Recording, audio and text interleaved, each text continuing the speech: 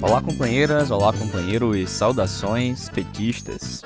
Sejam muito bem-vindas e muito bem-vindos a mais uma edição do podcast Em Tempos de Guerra, a Esperança é Vermelha.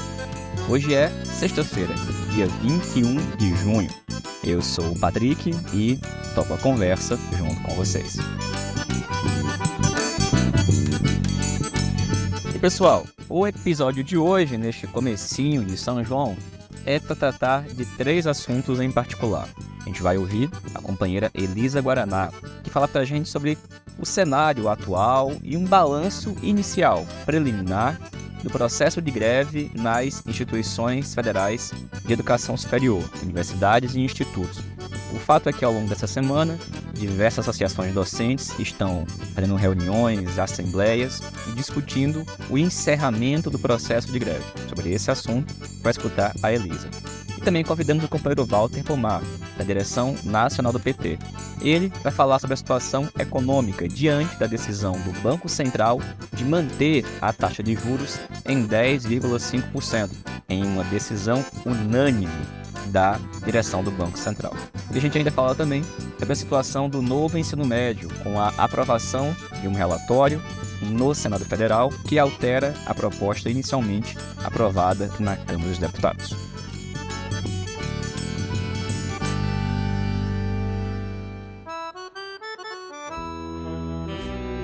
Pessoal, a gente começa a edição de hoje aqui do podcast falando de economia. Essa semana, o Copom, o Banco Central, se reuniu e decidiu por unanimidade pela manutenção da atual taxa básica de juros, a Selic, por 10,5%. Ou seja, parar aquela já lenta e morosa redução da taxa que vinha ocorrendo há algum tempo. Nós comentamos esse assunto em diversas edições aqui do podcast, do Antivírus, falando da necessidade de uma redução mais acelerada e mais acentuada da taxa de juros como um instrumento de dinamizar a economia, permitir que o governo possa realizar investimentos, crescimentos e ter planos de desenvolvimento mais robustos. O que uma taxa de juros como essa não permite. Não permite que a economia possa, de fato, crescer. O fato é que, no começo do governo Lula, o próprio presidente da República travou essa batalha publicamente. E em alguns momentos nós começamos a vencê-la. E o Banco Central começou, devagar e morosamente, a reduzir em 0,5% a taxa de juros a cada reunião. Esperava-se que isso continuasse. Mas depois de um certo armistício, o presidente do Banco Central, o Roberto Campos Neto, neste momento está agindo, na verdade, como ficou evidente ao longo das últimas semanas, para cavar o seu espaço na próxima disputa presidencial e na composição de um possível próximo governo de extrema-direita. A gente está falando de um possível governo Tarcísio. É que na semana passada ele foi homenageado na Assembleia Legislativa de São Paulo, ganhou comendas, medalhas e ainda teve um jantar em sua homenagem realizado pelo Tarcísio, governador de São Paulo, que, ao que tudo indica, fez o convite para que o Roberto Campos Neto venha a ser o seu ministro da Fazenda em um possível novo governo encabeçado pela extrema-direita. Isso acontece em uma semana em que o Bolsonaro e o Valdemar da Costa Neto aparecem em cadeia nacional falando da disputa presidencial de 2026. Nada acontece por acaso. E é nesta semana em que o Banco Central decide manter a taxa de juros. Bom, para falar desse assunto da economia, a gente convidou o companheiro Walter Pomar, membro do Diretório Nacional do PT. É o Walter que a gente escuta a partir de agora. Olá, Patrick. Olá, ouvintes do podcast, comandado pelo Patrick Araújo. Pois é, Patrick, saiu mais uma pesquisa de opinião. Várias pessoas comemoraram o resultado. Acontece que o resultado é o seguinte: depois de um imenso esforço nosso, apesar das grandes diferenças entre o nosso governo e o governo anterior, a gente segue mais ou menos no mesmo lugar. Por quais motivos isso acontece? Essencialmente por erros na nossa atuação política, o que inclui erros na economia política do nosso governo. Essa economia política, assim como toda a nossa linha política desde 2022, pelo menos, essa economia política parte do princípio de que devemos buscar um acordo com parte do lado de lá. No caso da economia, o acordo consiste em fazer uma troca. O governo adotaria uma política fiscal ortodoxa e, em compensação, o Banco Central afrouxaria na política de juros. O governo cumpriu sua parte, o Banco Central não. A taxa de juros caiu, mas caiu muito pouco. Resultado: desestimula o investimento produtivo, privado, e sufoca o investimento público. Por esses e por outros motivos, nos últimos dias o presidente Lula voltou a fazer duras críticas ao Banco Central. Retomou aquilo que ele dizia no início do governo, antes do ministro Fernando Haddad conseguir arrancar um péssimo armistício. E o que fez o Banco Central depois das críticas do Lula? O Banco Central manteve a taxa de juros. Posição unânime, com o voto a favor, inclusive dos indicados pelo presidente Lula. E o que fizeram Lula e Haddad? O primeiro, Lula, manteve, ainda bem, as suas críticas. E o segundo, Haddad, como de costume, contemporizou. Repetindo, Lula manteve suas críticas e Haddad contemporizou. E para completar, a bancada petista recorreu à justiça para que Bob Fields Neto seja proibido de fazer,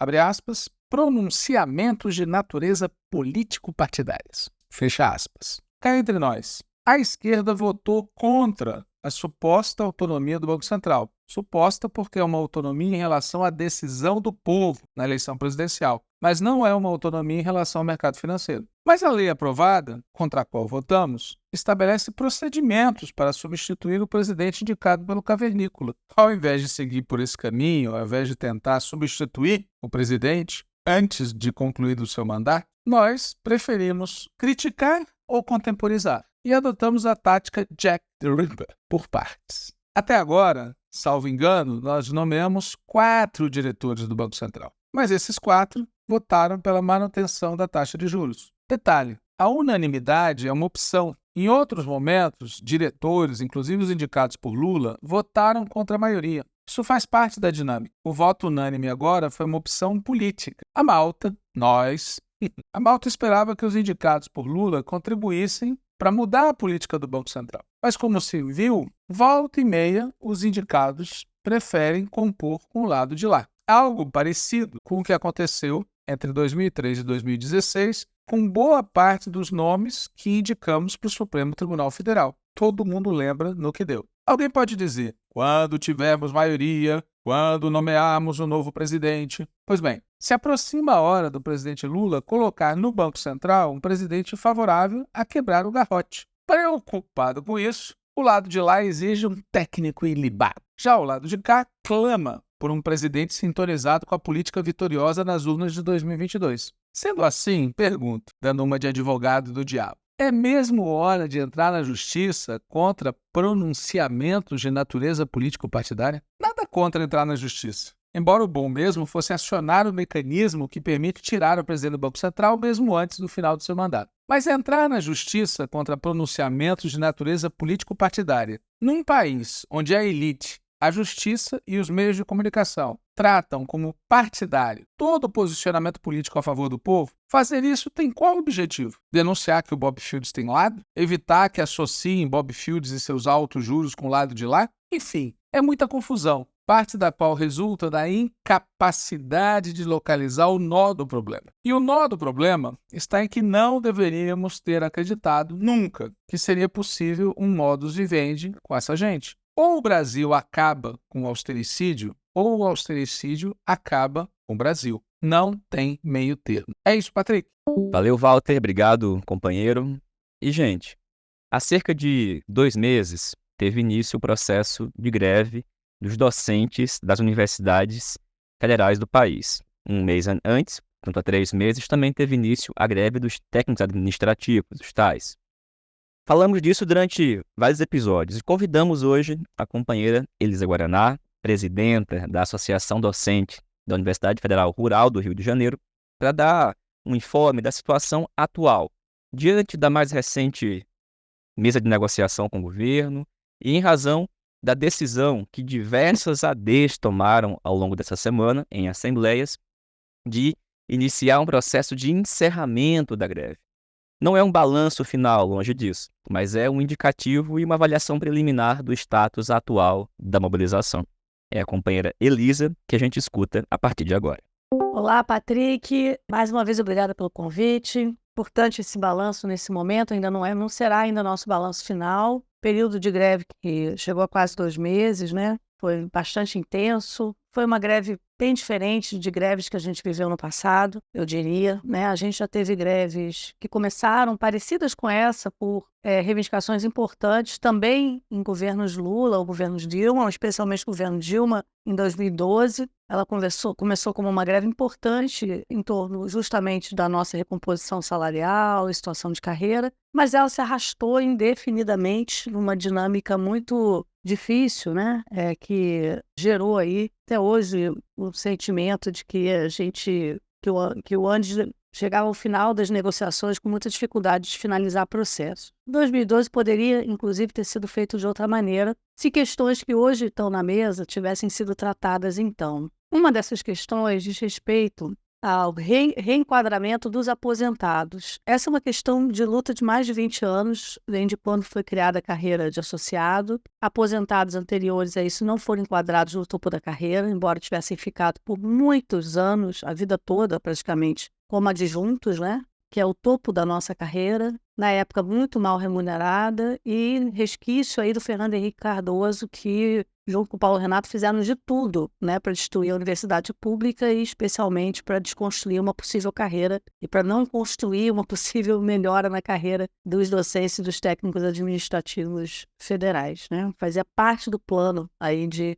desmonte da educação. A gente tem uma melhora importantíssima no começo do governo Lula, que, no entanto, em 2012, quando a gente vai ter uma mudança que é, sem dúvida nenhuma, importante na carreira, a incorporação de titular foi fundamental, mas ela vai gerar uma estrutura que gera também desigualdades. Desde então, a gente enfrenta esse debate. 2015 foi uma greve, literalmente uma greve política, né, de ataque ao governo Dilma, muito ruim, criou traumas nas universidades. A gente teve casos graves em que associações docentes perderam filiados, foi o caso da minha associação docente, da ADU, se desfiliaram por causa dessa greve. Essa greve que a gente está vivendo agora, ela é diferente, né? Ela começa por uma situação de não negociação, a gente começou 2023 com ótimas sinalizações do nosso governo, né? Sinalizações muito positivas, recomposição de orçamento para a educação, recomposição em 9%, conhecidamente porque os servidores públicos federais foram muito atacados nos governos anteriores,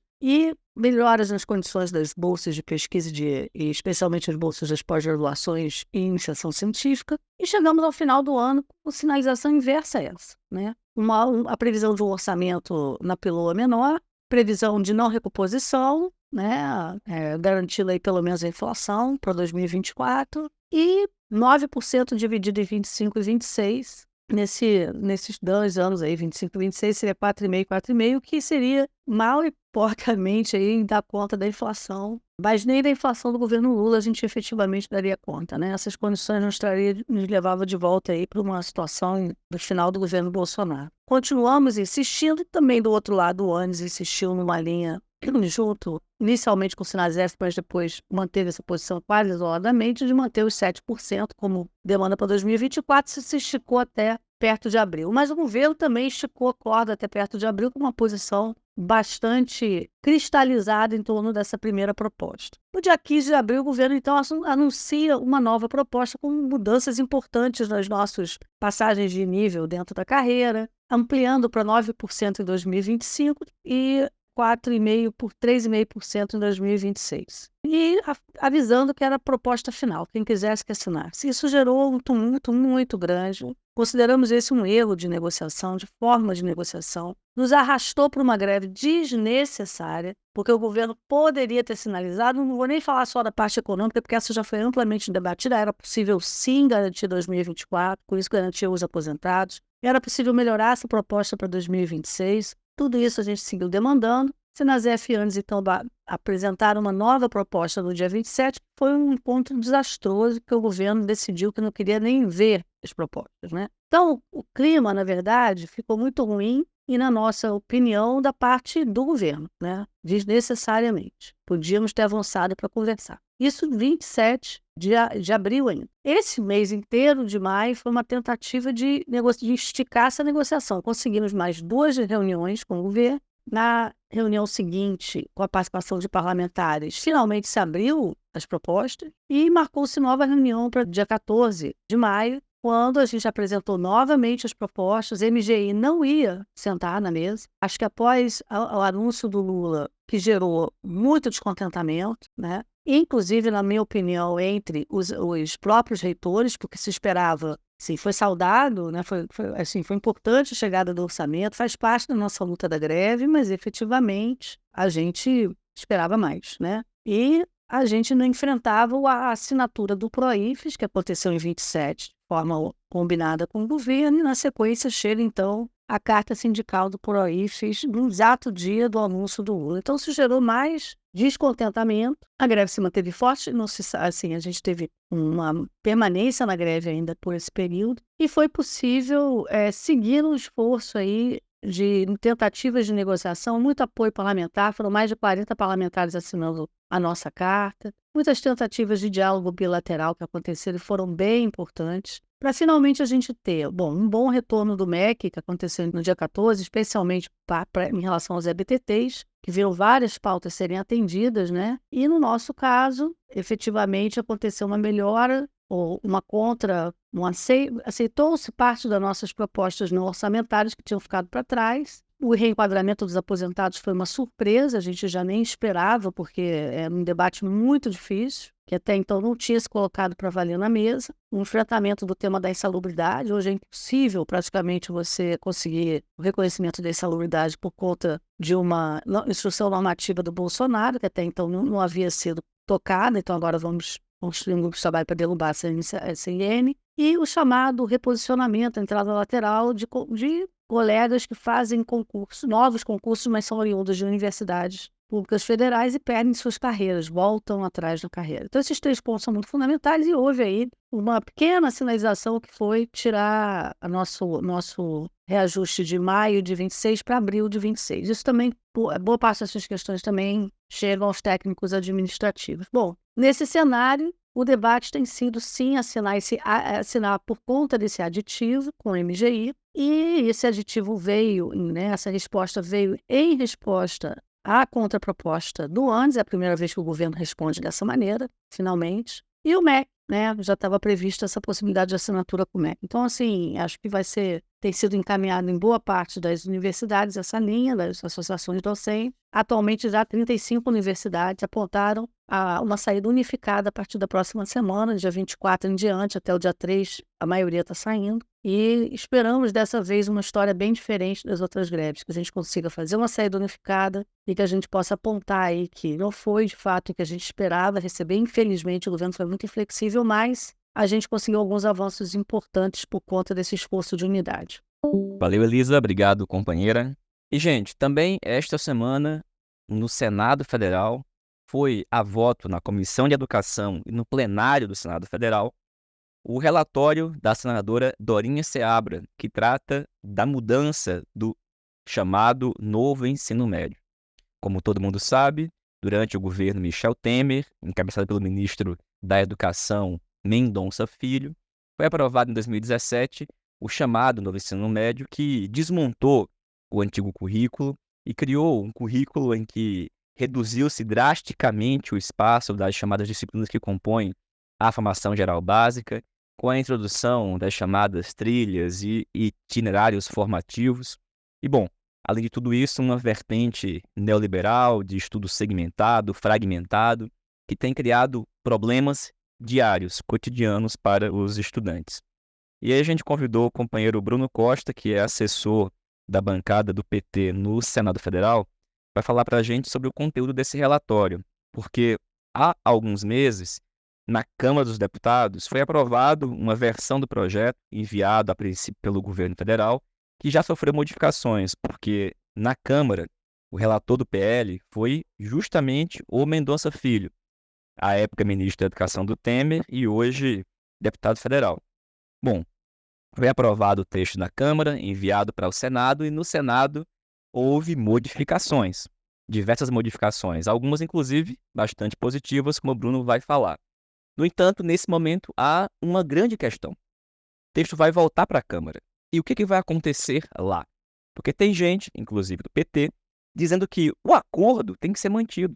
Aquele acordo que permitiu a aprovação do relatório do Mendonça tem que ser mantido. Convenhamos, uma posição como essa não pode prevalecer. É preciso derrotar o novo ensino médio de Temer e Mendoncinha. É preciso avançar na construção de um novo currículo e uma nova legislação que permita que a educação brasileira saia dos trilhos neoliberais que foi colocada, inclusive retirando do Ministério da Educação a presença de fundações privadas e de criaturas que têm, de forma muito nefasta, prejudicado a educação nacional. Bom, para falar desse assunto em particular, a aprovação do relatório e da decisão do Senado em modificar o projeto da Câmara, a gente escuta agora o companheiro Bruno Costa.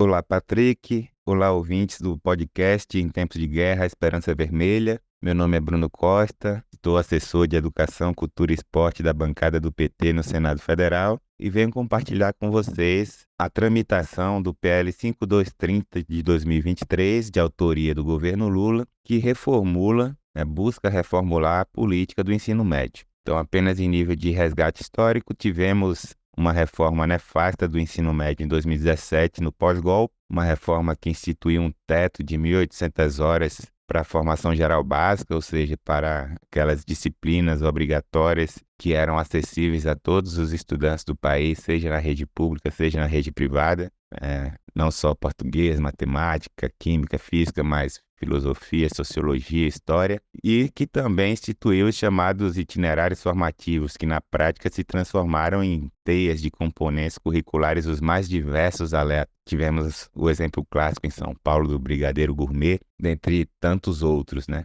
Uma reforma também que induziu a terceirização, né, e a privatização de parte significativa do ensino médio, sob o pressuposto de ampliar o acesso à educação profissional, uma reforma que contribuiu sobremaneira para o aprofundamento das desigualdades educacionais, seja quando a gente compara as escolas públicas com as escolas privadas, mas também no interior das próprias redes públicas, né? Uma vez que tinha escolas públicas que não tinham sequer professores, né, para os novos componentes curriculares, enquanto outras conseguiram, né, implementar isso de uma forma mais vigorosa. Então, tivemos um amplo movimento estudantil, né, de ocupação de escolas, mais de 1.000 escolas foram ocupadas país afora no contexto da reforma do ensino médio entre 2016 e 2017. Tivemos um amplo processo de resistência e luta política das entidades e movimentos educacionais através do Fórum Nacional Popular de Educação durante os governos Temer e Bolsonaro, e tivemos também uma atuação muito incisiva das bancadas do PT na Câmara e no Senado no combate, né, à reforma do ensino médio em 2016 e 2017, inclusive apresentando voto em separado, e o Núcleo de Educação e Cultura do PT no Congresso, desde então, né, vem formulando, estudando alternativas e combatendo essa reforma e propondo, né, um novo modelo de ensino médio para os estudantes brasileiros. Então, com a eleição do Lula, né, a gente conseguiu suspender, através do Ministério da Educação, o cronograma da reforma do ensino médio, conseguiu fazer uma consulta pública, né? O ministro Camilo Santana deflagrou uma consulta pública para ouvir principalmente os estudantes e os profissionais da educação, né, sobre a situação do ensino médio, suas expectativas, seus anseios. E após a consulta pública, o governo Lula encaminhou ao parlamento o PL 5230 de 2023, né? Não um PL do PT, não um PL da esquerda, mas um PL, uma proposição que representava o resultado, né, das discussões que estavam sendo construídas no âmbito do Ministério da Educação. Um grupo de trabalho foi instituído para debater as discussões que estavam acontecendo dentro do Fórum Nacional da Educação, que foi recomposto, né, após a posse do presidente Lula, e também o resultado da própria consulta pública deflagrada pelo MEC. Então já era uma proposição de mediação, digamos assim, entre os dois polos que estão postos da disputa em torno da concepção do ensino médio. E na Câmara dos Deputados, Arthur Lira designou o relator da matéria Mendonça Filho, que foi justamente o ministro do governo Temer que editou a reforma do ensino médio em 2016 na forma de medida provisória. Então, ao final de 2023, a nossa perspectiva era muito desanimadora, porque o Mendonça Filho apontava para a apresentação de um substitutivo que mantinha praticamente intacta a reforma instituída em 2017. Mas após muita luta e discussão, aprovou-se um texto na Câmara dos Deputados que representava uma mediação também entre esses dois polos, e um dos principais avanços desse texto que foi aprovado na Câmara era o resgate da carga horária de, no mínimo, 2.400 horas para a formação geral básica, o resgate das áreas do conhecimento e componentes curriculares, porque a reforma de 2017 tornou obrigatório apenas português e matemática, então o texto aprovado na Câmara resgatou as áreas de conhecimento e todos os componentes curriculares ditos propedêuticos, inclusive filosofia, sociologia. Então, o texto aprovado na Câmara, embora com vários aspectos negativos, ele também tinha avanços consideráveis e, após a sua aprovação na Câmara, foi remetido ao Senado Federal. No Senado Federal, é importante destacar que, por iniciativa da senadora Tereza Leitão, do PT de Pernambuco, havia sido criada uma subcomissão no âmbito da Comissão de Educação para discutir o ensino médio, de modo que o debate não ficasse restrito à Câmara enquanto o projeto estava tramitando na Câmara. Então, a senadora Tereza Leitão presidiu os trabalhos dessa subcomissão, realizou uma série de audiências públicas com as entidades e movimentos educacionais e o projeto do governo chegou ao Senado e a relatoria da matéria ficou sob a responsabilidade da senadora Dorinha Seabra, do União de Tocantins. Após muita discussão e negociação, a senadora Dorinha Seabra apresentou um substitutivo que avança significativamente em relação ao texto aprovado na Câmara. Por que avança? Avança porque resgata, além de preservar o resgate das 2.400 horas, no mínimo, para a formação geral básica, de preservar as áreas de conhecimentos, componentes curriculares, também prevê que mesmo quando essa formação geral básica for articulada com a formação técnico-profissional, será necessário garantir, progressivamente, a carga horária de 2.400 horas para a formação geral básica. Outro avanço muito importante do substitutivo apresentado pela senadora Dorinha, inclusive incorporando várias emendas apresentadas pela bancada do PT no Senado, foi a determinação de que a formação técnico-profissional, ou seja, o dito itinerário da formação técnico-profissional, ele não seria ofertado de qualquer forma, mas sim através de cursos técnicos constantes no Catálogo Nacional de Cursos Técnicos. Porque um dos grandes temores que a gente tinha era de que essa formação técnico-profissional se transformasse em um mercado de cursos de curta duração e péssima qualidade. Então, nossas emendas que foram acatadas determinam que o itinerário da formação técnico-profissional será ofertado na forma de cursos técnicos que estão no catálogo nacional. E esses cursos que estão no catálogo, eles têm uma carga horária, São cursos de 800, 1.000 ou 1.200 horas. E eles, de fato, qualificam para o mundo do trabalho e dão uma certificação para o estudante. Então, isso também foi uma grande conquista, além do resgate da língua espanhola como componente curricular obrigatório no ensino médio e uma série de outros avanços pontuais. Há aspectos negativos, em especial a janela que permanece aberta no texto para que o itinerário da formação técnico-profissional seja ofertado via parcerias e convênios com entidades privadas como o Sistema S ou até mesmo com faculdades e universidades privadas. Essa janela a gente não conseguiu fechar, dada a correlação de forças. Mas, fazendo um balanço geral,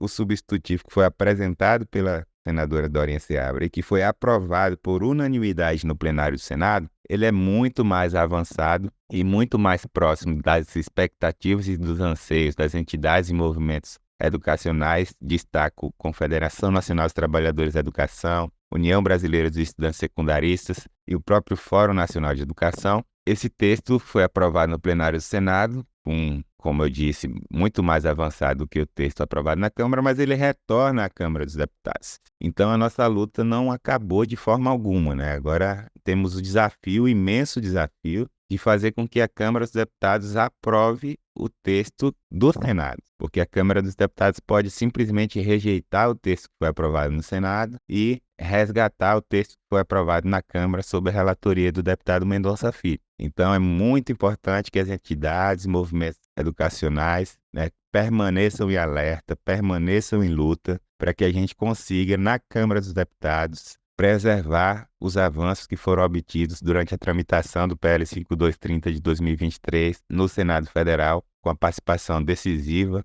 né, do Fórum Nacional de Educação, da CNTE, da UBS, da bancada do PT, do Núcleo de Educação e Cultura do PT no Congresso. Então, a luta continua e se faz, né, necessária para que a gente consiga preservar esses avanços e que o texto que venha a ser aprovado na Câmara e encaminhado à sanção presidencial, de fato, permita que o ensino médio se aproxime, né, do horizonte que a gente almeja, que é o horizonte de uma educação integral, de uma educação cidadã, de uma educação que forma, né, para a vida, para o mundo do trabalho, mas também que semeia, né, o pensamento crítico, a cidadania. Então, continuemos alertas e em luta. Forte abraço. Valeu, Bruno. Obrigado, companheiro.